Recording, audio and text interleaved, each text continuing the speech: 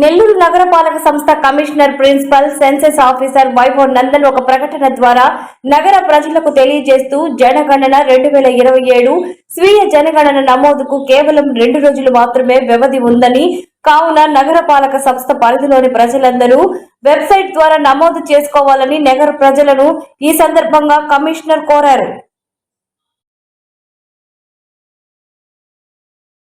నమస్కారం.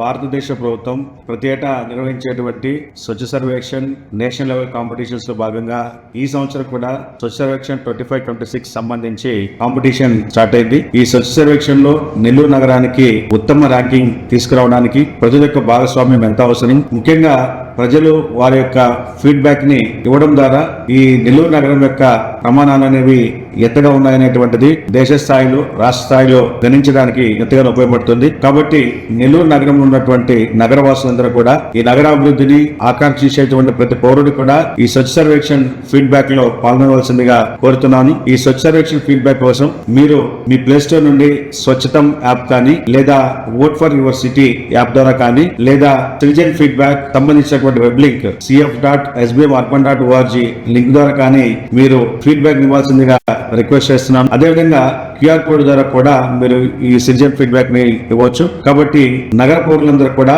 ఈ citizen feedback లో పార్టిసిపేట్ చేయాల్సిందిగా మీ అందరికీ విజ్ఞప్తి చేస్తున్నాను.